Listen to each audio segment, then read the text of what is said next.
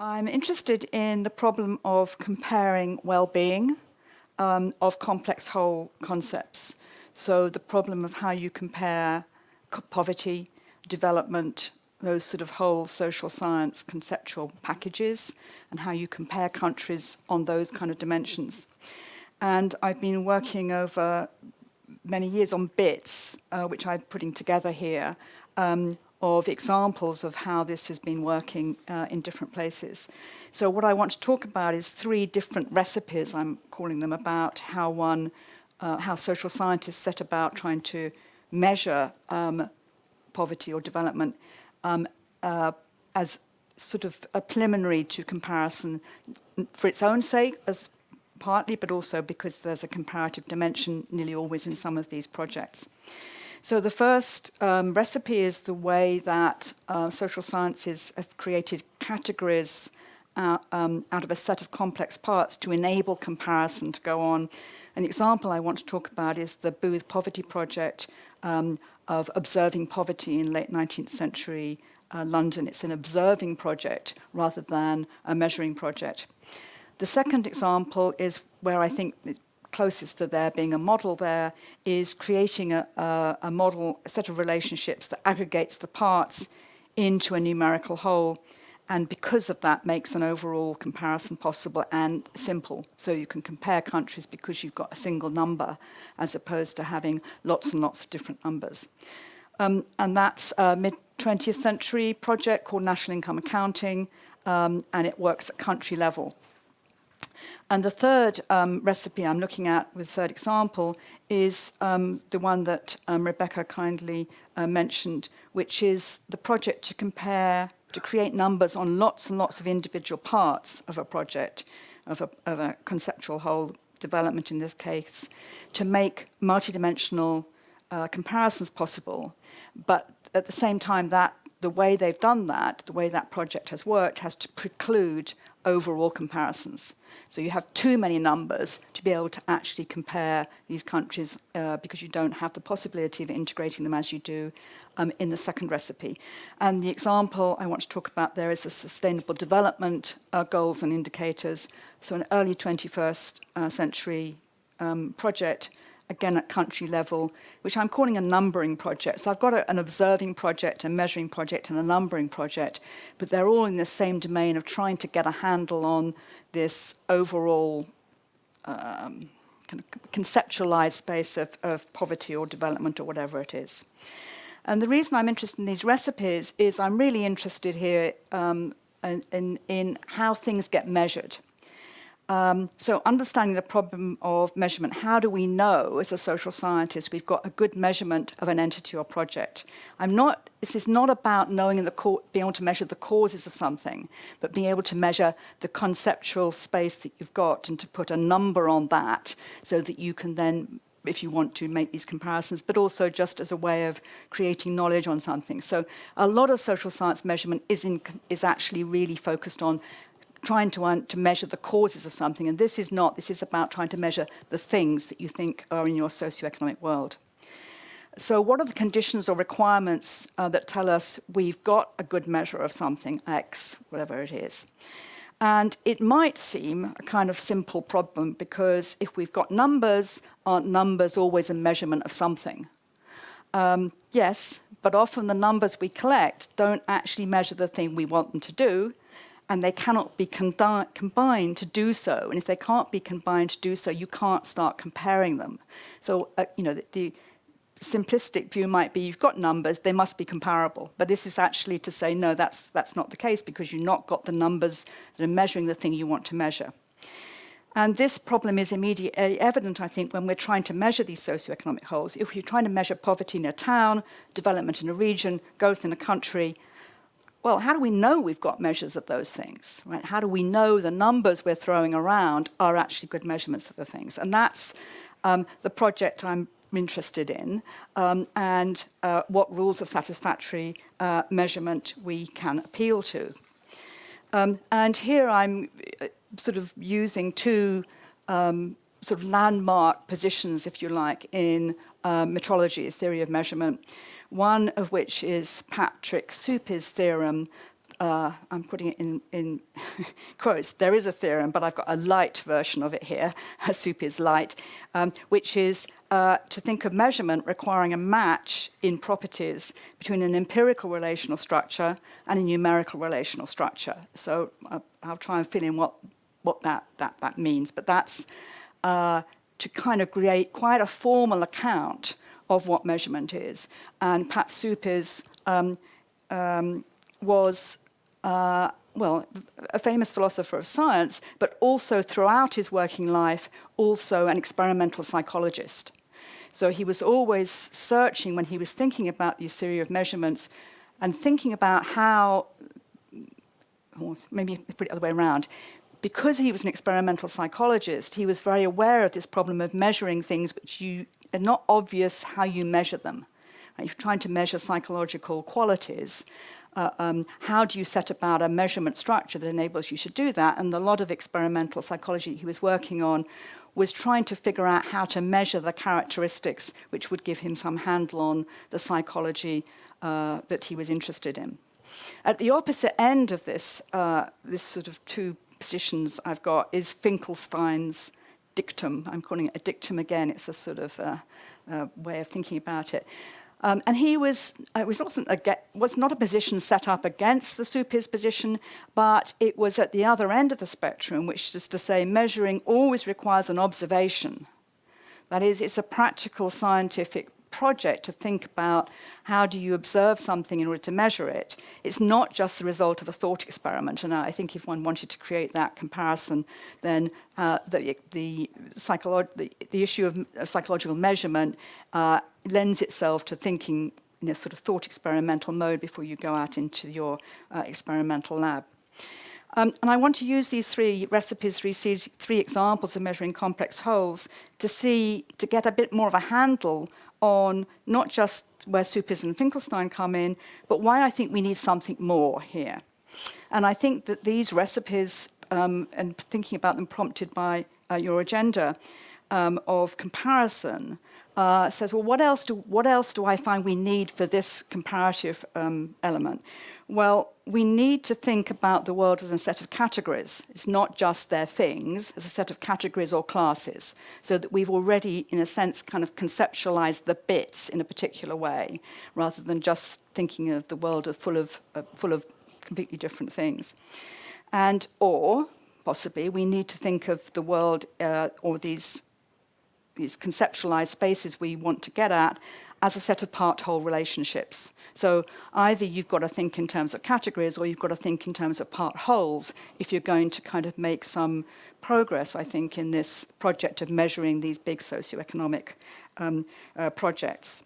One of these, the middle one, can be thought of as a kind of model-based one, but the point about the Supes theorem is to think about the measurement requires a relationship between, for him, the empirical relational structure. That's an empirical relational structure.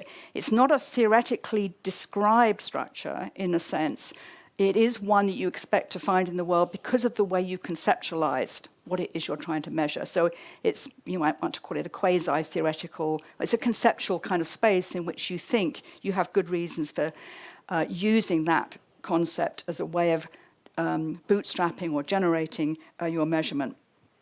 So that's the importance of the relational structures coming in, which you have a clear reason or clear idea about what that relational structure is, from which you can then map on the numbers you find to create a numerical relational structure. And I'm sorry if this all seems really abstract. I hope with the examples it'll get much more grounded. So here's the first example, which is I've talked about an observing project, which is, I don't know how well you can see that. Can you see it's coloured? So this is, you can see the Thames winding its way along the bottom. I don't know, how many people have seen this map before? One of them, yeah. It's a kind of standard thing because it's one of the first ever, it's not the first ever actually, but it is one of the first ever poverty maps. And it's certainly the first using this kind of structure of how you decide what poverty is. So this is, whether I can point out some things that Westminster's round about here. And the reason this bit's not coloured in is this is the City of London, which there's very few people living in, so it didn't get surveyed. So this is a survey project where these investigators surveyed in the East End of London, which is the nominally poorer space, every household. That doesn't mean every house, that means every household in every building. So a lot of the houses have several households. By the time the project moved to this part, which is beginning to get to the West End, they're surveying every street. And this is the 1880s, 1890s, with an army of investigators going around. And I don't know whether it's possible for you to see that bit there, which is yellow, which means it's very rich. And that is where University College is in London. And the LSE in London is in this bit here, which is blue and black, which is a slum. And the black bit is labelled criminal classes, not because the investigators knew they were criminals, but because they assumed there was no other way they could be living, because they had no evident source of support. And that slum there got razed to the ground, and that's where LSE now is. But if you walk around, I don't know how many people have ever been to LSE, but if you walk around LSE, it's a very strange structure. You are forever finding yourself inside buildings, as if you're in an alley inside a building, because the buildings replicate the structure of the old streets, even to the extent of the alleyways somehow create strange alleyways inside buildings. I, of course, know this rather well, and I'm always getting lost still in bits of our buildings, and that's because it's replicated that bit there. So this is the Booth's Poverty Project, and it surveyed 4 million households in the 1890s, so it surveyed not the outer part of London, but all the inner part of London, and it's 17 volumes of publications, and we're at LSE digitizing all the observers' notebooks at some great length. This is a project which was asking how many people in London are in poverty. There were no numbers on wages or incomes. There was no obvious evidence you could collect together to know about what the average wage was, what the average income was. You could gather information on particular occupations and what people were paid in particular occupations. But that's quite problematic because a lot of occupations were kind of gig economy, as we now call them, or even if they weren't gig economy jobs. So, for instance, if you were a house painter, you only worked in the summer because your paint didn't dry in the winter. So you had only a limited period when you could work. So even if you knew the wages of a house painter, you had to take account of this rather strange work pattern. So the observers observed by going into every household and looking and reporting on the apparent well-being of the children and the people in the house, and the standard of the housing, were the walls dripping with mould, were the children properly fed in terms of their weight, did they have proper clothes on, a whole set of things like this. And these were observers who went in every year to these households because they were called the school visitors. Children had to be in school, but you had to pay unless you were really poor. If you were really poor, you didn't pay, and then if you were a bit better off, you paid a bit and a bit more, and so forth. So they were going in every household trying to judge poverty. So their notebooks are observed judgments of poverty. So they're defining the poverty in terms of the characteristics of things they observe. All of that information gets put together and creates a set of characteristics. So there's a category description for every class of poverty. There's 8 classes of income, 4 classes of poverty, and these are not given in any numbered terms. They're described as a set of characteristics. And then they are mapped in this way, so that the color mapping is giving you a color of a set of characteristics of the people who live in that street or that house. Right? So it's a nice comparable map, because you can compare the colors, and it's doing so in a way which is sort of reporting these observations. So that's categorizing all the people, all the households into these classes, mapping the classes to show the distribution of the poverty classes, so you can immediately compare the poverty in different regions, right, different parts of the city, and how close dark blue or dark red is to yellow and so forth. Oops. He aggregated this over all the classes to get a poverty rate of 30.7%, which is somewhat spuriously accurate, but the idea is that 30% of London is in poverty. But actually that didn't have much resonance. It didn't really make much of a press note. The thing that worked for people was these maps, where you can see you can see what's happening in a way. If I tell you 30% are in poverty, well, that's it, right? What can you do with that? It's an average sort of number of some kind. So if I was Finkelstein, I'd be really happy because I've got a really good observing project going on. I think it's fair to say that Supis is probably not so happy because there's nothing there. There's a set of characteristics to categorize classes of people in poverty, but there's no relationships between these things that might give you the reason to have what he might call an empirical relational structure, a relationship between the things that you observe, which you can map on to a numerical relational structure. There's in fact not a numerical relational structure there at all. I'm pretty happy because it brings in what I think is important, which is you need to have some classes or some categories to think about this with, and you don't get much from the 30%, as I've suggested.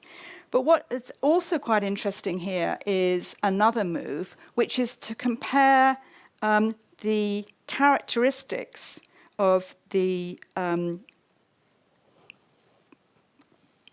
set of people, a sample of people, 1,610 out of 4,000 households, which were in the bottom bottom two groups. The really poorest, that's the black and the really dark blue. So he's using the information he's got that he's observed with the samples, with taking out a sample of that to analyze the causes of the poverty. So he's got a categorization here which goes from loafers, which is a wonderful word. You're sort of loafing around, you're doing nothing. These are the people who don't want to work, according to the project, which is only 4%. Casual work, the gig economy, irregular work, low pay, another big chunk of people, small profits fits in with there. And then you've got a set of people who are drunk or thriftless, right? So there's a set of categories 5 and 6, right? So this context of this is important. There's a big argument going on in the social science and philanthropic community in London at this time, or Britain in this time. The philanthropic groups say to themselves, well, look, if you're poor, it's your fault, right? And we can educate you out of it, right? And so the people who are essentially moving and shaking on this thing are that group. The social scientists are coming along and saying, no, hold on, it's actually the economic structure, it's the gig economy equivalent that's really causing all this poverty. And so this is a really salient piece of research in that context, because the people who it might be thought it's your fault you're poor, as the drunk and drunkenness and thriftless, and add that up with the loafers, and you actually only get the questions of habit and the loafers is only 18% of these two poorest classes. And everyone else is poor because of either the economic structure of the way work is, or because of illness, old age, family size, and so forth.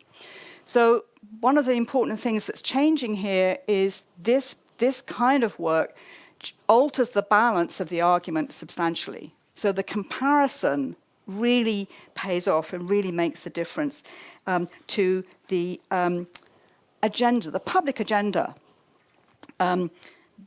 This leads to a whole lot of state action, actually, to create, before the First World War, old age pensions, unemployment exchanges copying German experience from, I think, Bismarck in the 1870s, sweatshop labour rules. You have to have a certain number of certain wage rates. So a set of individual actions to try and ameliorate these particular causes.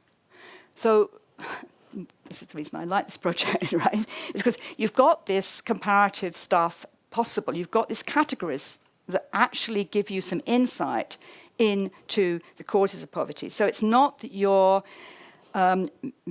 measuring these things as causes of poverty, but you're using the fact that you've measured poverty to get insight into the causes and act on the causes. So it's a really significant move. In Britain, we think our welfare state started after the Second World War in 1947 with the Beveridge Plan, but actually a large part of the individual bits actually happened as a result of this project, this Booth Measuring Poverty project, before the First World War.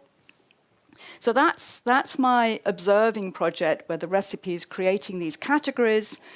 The categories are enough to create action and a certain amount of comparison because you've created these category classes, even though you haven't really measured very much in terms of creating numbers of these things. You've got this 30.7% of people in poverty, and you can use this to think about the real problems, but not because that then generates a whole lot of other measurements from it, because that's just a kind of adding on bit.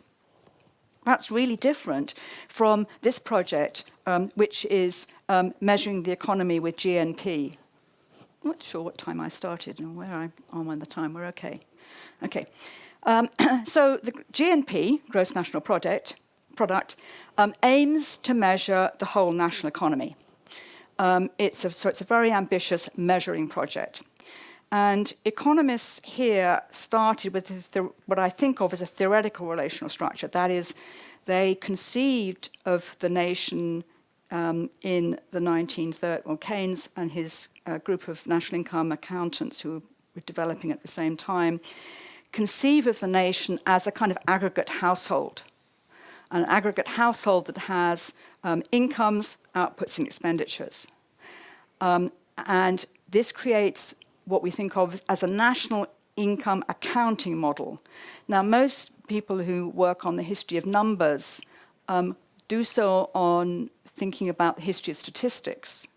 And it's really salient to this project that it's actually an accounting set of numbers, not a statistical set of numbers. It has no statistical characteristics. It has accounting characteristics.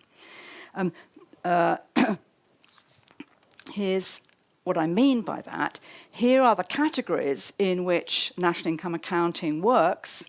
We're trying to measure the whole economy. We understand the economy, we're economists of this period, as having three different ways of understanding it. So we can look at the economy in three different perspectival kind of branches. We can think of all the incomes that we get in the whole economy.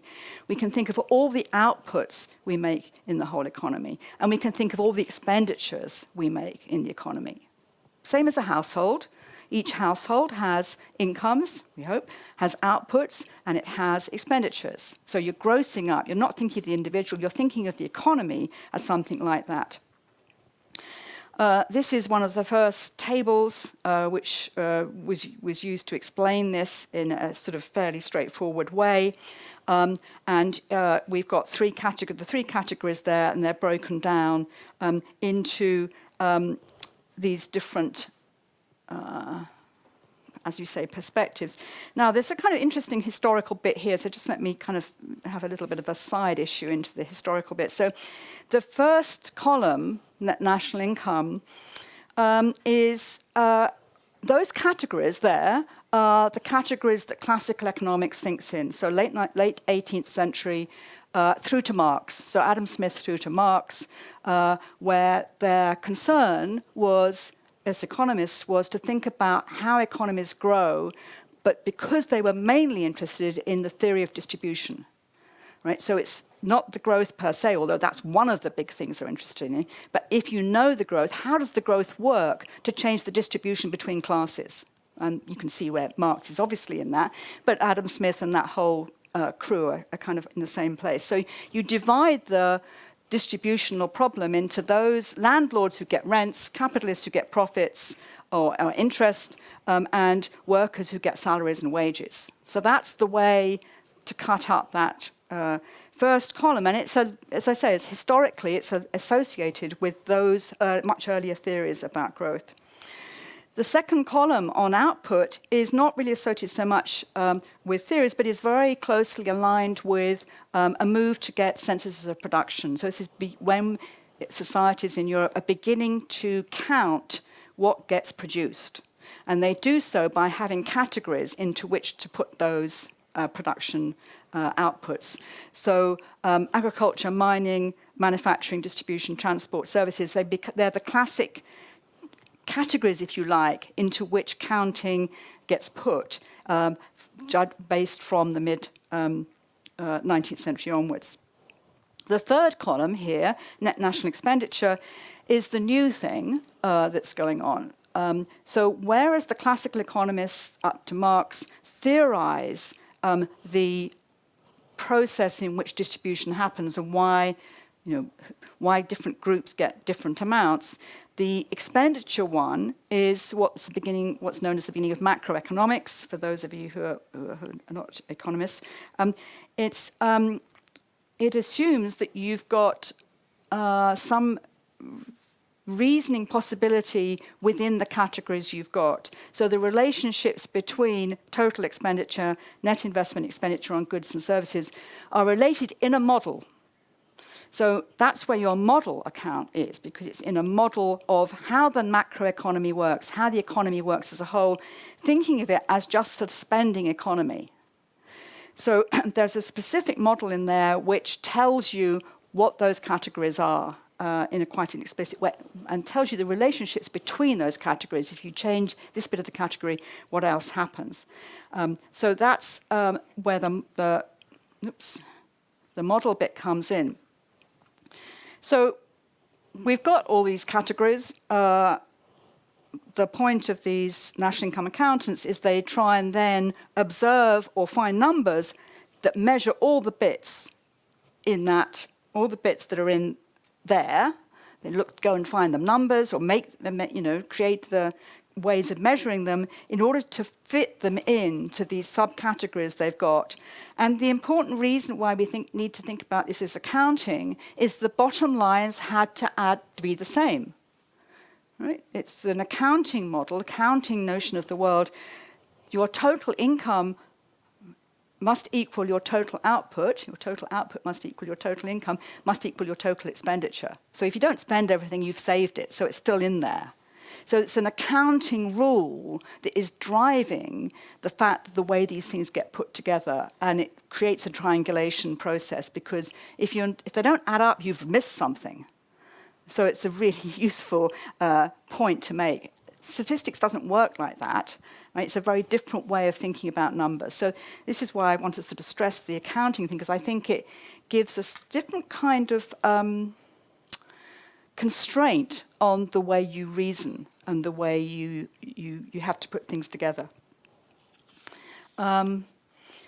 So how do they do this? They get a field guide, just like a kind of birdwatcher's guide, in a sense, all right, which tells you what kind of observed bits are going to fit with what kind of theoretical bits. So you have to align your kind of ideal types in your typology to the actual things you're going to measure your taxonomy. So this is the point where the typology and the taxonomy have to come together. Your categories in your ideal world of national income accounting, you have to be able to find the bits in the world, the taxonomic classes that fit together. And out of that, you create the national income accounts.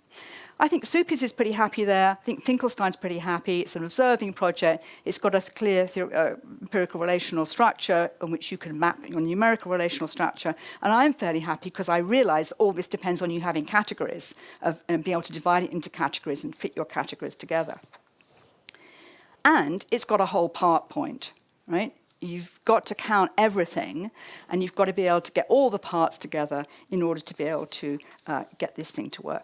The field guide, I think, is quite interesting. It's this matching project of, in the office, these national income accountants have this sort of these ideal types, but in the field, you've got to go and figure out exactly what it is, you might already have some numbers, but you might have to manipulate them to get them to be the right class. You might have to think of a new measuring structure to go and actually measure this taxonomic class. And as they said at the time, when they were trying to do this, 1,001 small problems of definition arise in attempts to measure these bits so that they actually will fit into the tables. So it's a massive project. There's a problem of matching them, as I've said, and there's a real problem of coverage, right? Because you set this thing up at a certain point, say 1946. What happens then? Life changes, the economy changes. The possible things you can measure change. I mean, we measure a lot of this stuff with digital means, and it's completely different than when we measured it via tax systems. Your concepts change. You might want to include new categories. You might want green accounting. You might want to push in unwaged work.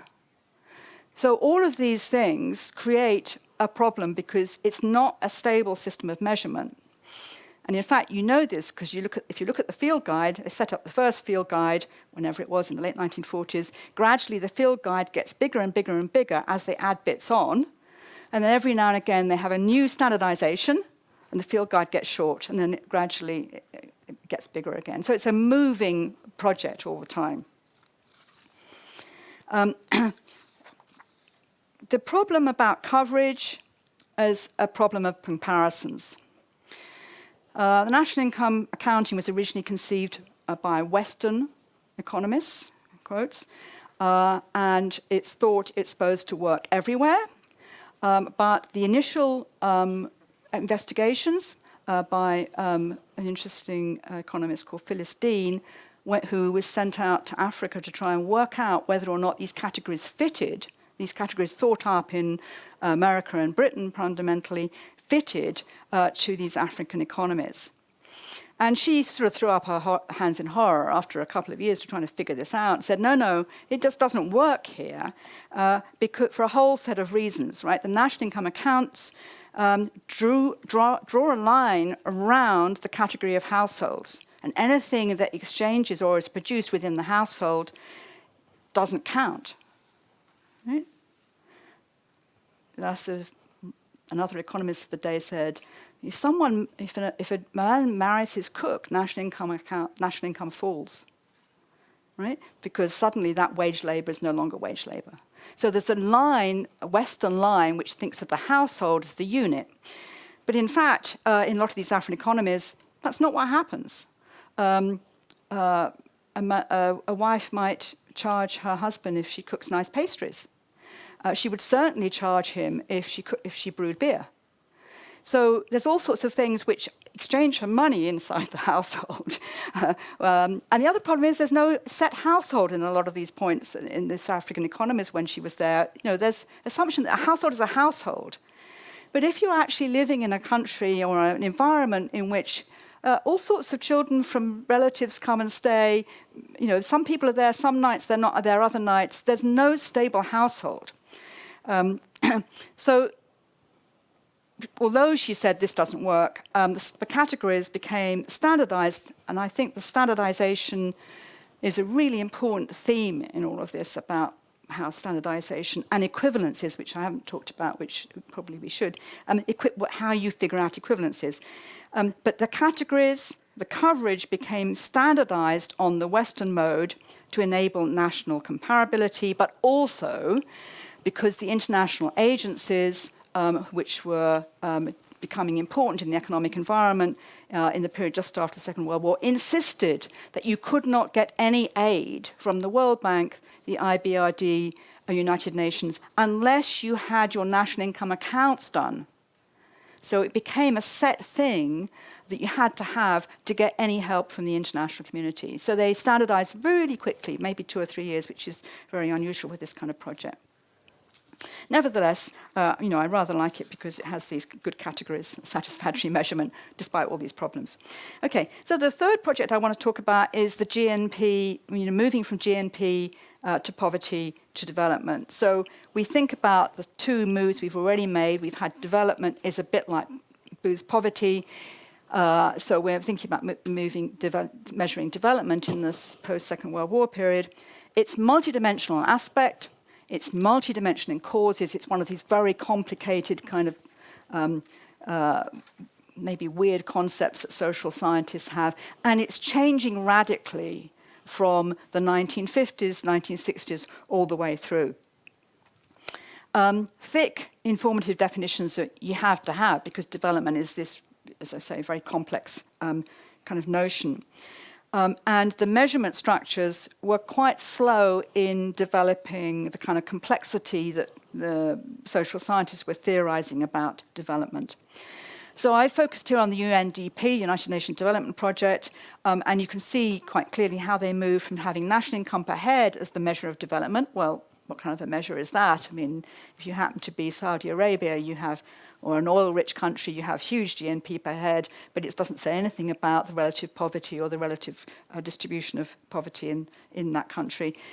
You might have another kind of country with a very different structure, and you might have the same GNP per head, but it doesn't really tell you much about development. So there was a move in the UNDP to move from national income per head to a very simple index number. So a number made up of three elements: a health element, a primary education element, and a GNP per head element. And each element was just assumed to be a third of the total. It's just an arbitrary assumption. Because clearly, what else could it be? I mean, we don't know that development is made up one third of these three different things. Then the move is from those simple index numbers to indicator numbers. And this is where you get this huge deluge of categories and numbers designed to capture all the different bits. And that's what feeds into the Millennium Development Goals and the Sustainable Development Goals, which I think people are fairly familiar with as categories of ways of thinking about something. The Millennium Development Goals in 2000 had 8 goals. 1, eradicate extreme poverty and hunger. 2, achieve universal primary education, etc. Right? Now, so each goal of the UN Development Programme was set, and of course that set of 8 goals is in a sense a definition of what they thought development was at the time. You should have, you should get rid of poverty, you should have education across the board, you should have equality, all of these things. So it's a sort of definition of what it meant to be a developed economy when you look at these goals, right? And as I stressed, they are very specific to a time. Each goal has a set of targets that you want to go think about in relation to your goals. So when you think about eradicating poverty or hunger or achieving universal education, that's your goal. But there's a set of targets that you set up to know that you've reached your goal. But how do you know whether you've reached your goal? Depends on measuring the targets. And the targets are not immediately measurable. You have to measure them with indicators. So the indicators are the numbered measurement systems that tell you whether or not you're reaching the targets or whether or not you're fulfilling your targets to reach your goal.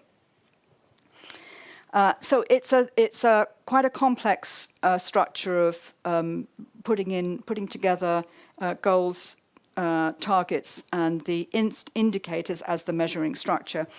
And it may help to think about the comparator of the time, which was the World Bank $1 a day. So if you were old enough to know the $1 a day measure, it was, this is a simple measure, right? We want to make sure every country has everybody getting at least $1 a day.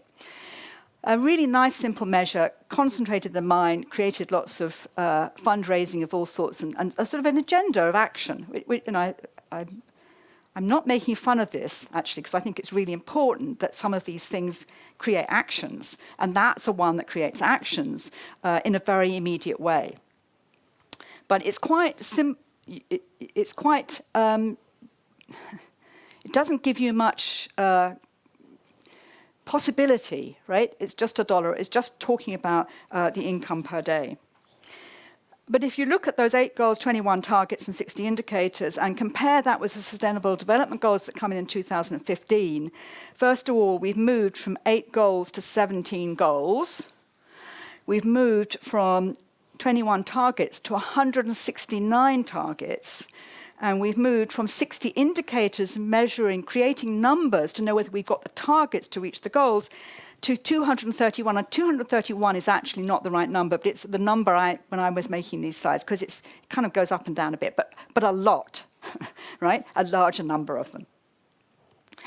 You might also notice that if you go back to these, there's kind of no economic element in there. These are all outcomes of what you think development is. They're good education, they're good health, their lack of poverty, they're outcomes of being developed.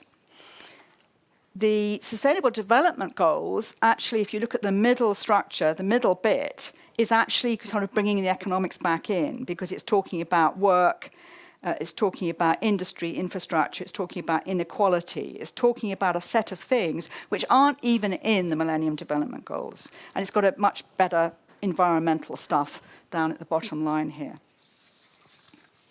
So what this leads to is a development indicators, a deluge. This is what I'm thinking about, is the deluge of numbers.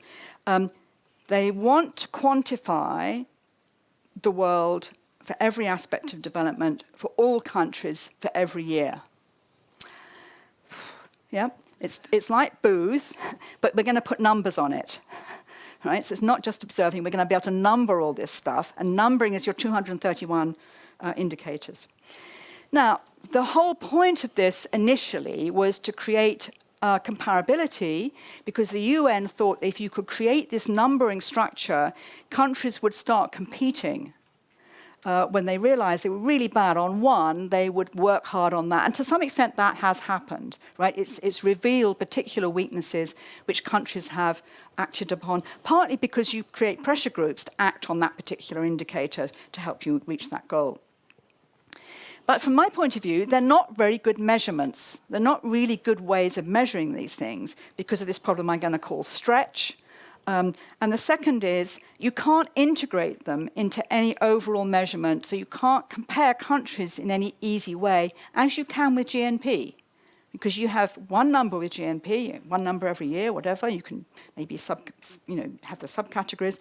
But here you've got so many numbers that the possibility of comparison is very, very difficult. So let me talk about the stretch problem. As I go back to my beginning, you say, okay, we've got numbers, we think they measure something.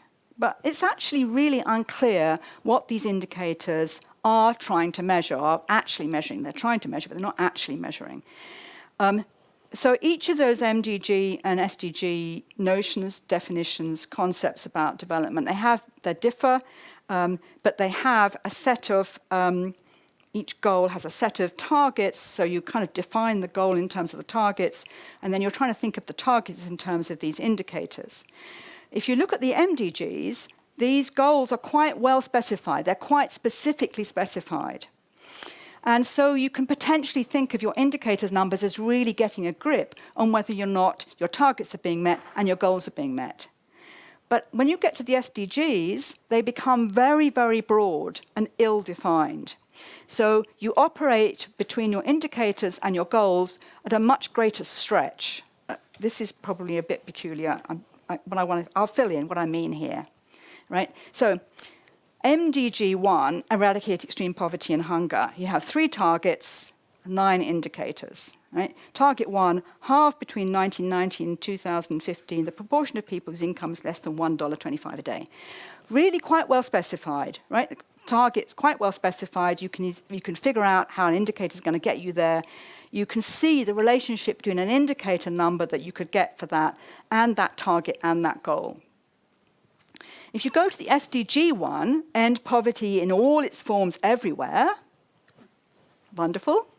5 targets, 9 indicators. Let's look at target 1.2. By 2030, reduce at least by half the population of men, women, and children of all ages living in poverty in all its dimensions, according to national definitions. That's a target, right? I mean, sorry, my mind is boggling. I hope yours is too, right? Of the possibility of actually achieving that target. And then you're going to think about all the ways, all the indicators you might have that might tell you about that target, but just the target is so overwhelming, right? In all dimensions, I mean, what does that even mean, right? Target 1.5, by 2030, build the resilience of the poor to extreme events. Well, it's entirely laudable. It's a great ambition to have, but the more one goes on to these, the more difficult it is to imagine what the indicators could be that would inform you about that target, which is only a target for a goal. So when I'm talking about stretch, I'm talking about what the possibilities of our indicators numbers have to relate to our goals. Right? They're so stretched away because the goals have become more and more ambitious and more general. In the SDGs, they were kind of manageable. You could see how you might get there, and you could see what kind of indicators you might get to get there. So you get you get more and more opaque with the targets with respect to the goals. So you have the sense that increasingly it's difficult to think of this as a kind of representational project, right? Because any number you get, well, what's it going to represent? It's going to be a long way from what it wants, what the category you want to measure, and therefore the thing you want to get there. Another example, perhaps, makes another point here. These indicators are decided by groups of experts, not in the UNDP, but groups of experts. I happen to know someone who was in the group deciding the indicator for legal status. Right, so the number of people who live in a country without legal status. Now, you can easily imagine one end of this continuum, full citizenship. You can imagine the other end, complete lack of state papers, anything else, right? No state will own you. But there's a whole lot of problems in between. If you're trying to order these things, where would you put someone who has a right to be in a country but not a right to work, or a right to be in a country and work but whose family don't have any rights, or family have medical rights but not educational rights? So you have a lot of categories in between, right? And you're not even sure how to put them in an order. And you can't measure something until you've at least ordered it. And so you know what the bits are that you can line up and give a value to them. And then there's the problem of what you can actually measure. And I think in the end, this expert group decided the only thing they could really measure was registration of children. Right? Because that is kind of a base point of having a legal status. Your birth has been registered. But some countries have until age 5 to register your birth. Well, we know infant mortality is a big problem. So age 5 is not going to be a really good indicator of some part of this project. And probably in those countries, registration is probably not very 100% anyway. So that's a kind of I'm just trying to give you a sense of the problems that you can see how these measurement structures are problematic, but somehow you need them. Okay, so that's the stretch problem. Here's the integration problem. You want to be able to integrate these numbers together. That means you want to somehow splice these indicators to get one number for one country, if that's what you want to do. If you want to integrate all your indicator numbers to get a number for development, that's typically where an economist or a statistician will turn to the issue of index numbers, which are really useful things. So retail price index, those kind of things which we measure inflation with are really good index numbers because they fulfill certain characteristics. The characteristics require you to turn all the elements along your continuum into commensurable units of value. Well, go back to our legal status, and we've got to order them into how important we think they are, and we've got to turn them into similar units of value in order to be able to think of an indicator number that integrates them all just for one indicator. You've got to figure out the weights for each element. You've got to have a valuing process which values the importance of the individual bits in the whole. So you need more than an ordinal scale, you need a cardinal scale in some sense. And then there's a set of principles of construction where you multiply the individual values and the weights and you aggregate across the parts. Human Development Index, which I mentioned earlier, is one of those. We have a health measure, an education measure, an income measure. They all get put into equivalent units. But then we have a completely arbitrary weighting of 1/3 of each, right? Well, so we create the Human Development Index. Countries compare themselves with others on this. And then it turns out a large number of the countries are almost at the same level. So, what was the point of this? And then the other countries find that they're away from this first set, and then they pick out which bit they might do better on, and they try and work on that. So it has some action capability. There's lots and lots of different ways of creating index numbers, so I'm just putting that note in there for the point of it. Okay, so I really want, this is a really important point, so I've thought of the best possible example I've got of what this integration problem is. So here's my question. Can we construct a comparable measure of the moral life as opposed to our economic life? So let's start with the commandments. Okay, now, when they were given, they were ranked in some kind of value, right? Now, we might disagree with the value. We might have, if we were to do it now, completely different valuing. We might cut this set up of 1 to 10 and say, well, actually, we think this is the most important, or let's reorder them. So we have ways of maybe thinking about their relative values and their relative importance apart from just ordering them. When I gave this talk at one point, I was challenging everyone to think of a way of doing this. Somebody said, oh, well, actually, what we can do is we can figure out how many years in jail you would get for breaking any of these commandments. And then we've got a valuing system, and each society can have its own valuing system. And so we've got a valuing system, so we can create a moral life. That's okay, but we've still got to figure out how to weight them, right? And the weights are a kind of part of it. How do we know? We know the payoff, the indirect kind of non-payoff to not killing or to killing, but we've still got to figure out how to multiply them. Can we just multiply them by tenths, as we did the Human Development Index?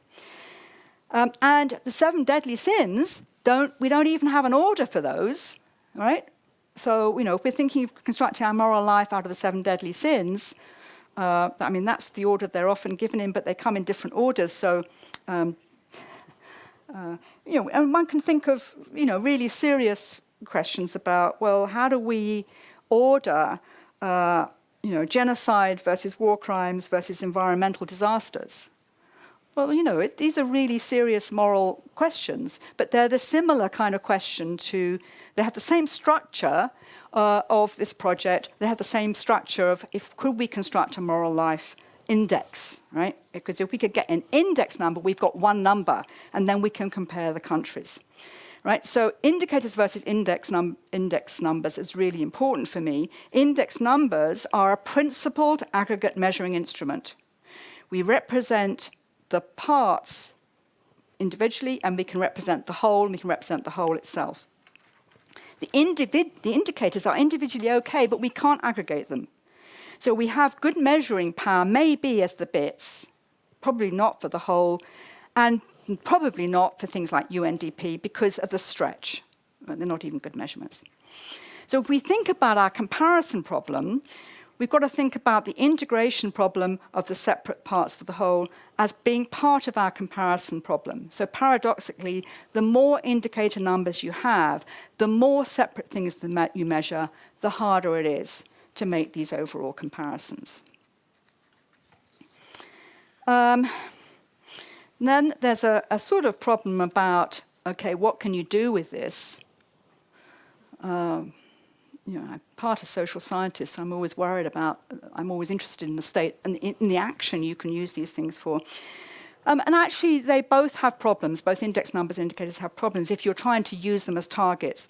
The index numbers, you've put them together in this wonderful way to get the aggregate, but you can't then take them apart, right? It's the same problem with an average. If I tell you the average, 30% of people in London are poor, you can't tell me how to take that number apart in order to solve the poverty problem, right? Like, if you have the $1 a day, right? I can tell you the $1 a day, and you say, okay, I want to change that. Well, you can't act on that average. You can't act on that. You can only act on the distribution. You only act on the parts. So index numbers are great if you're trying to measure overall things, but you can't take them apart to do something with them. Indicators remain independent. They're incommensurable units. You can act on some of them, but not all of them. You can't act on on the dollar a day except by acting on the parts. You could act on the minimum wage by just changing the minimum wage, right? You know, the government could just change it. So there's bits you can act on and bits you can't. Think about the environmental ones. You can act on carbon emissions, but you can't act directly on the IPCC's temperature target.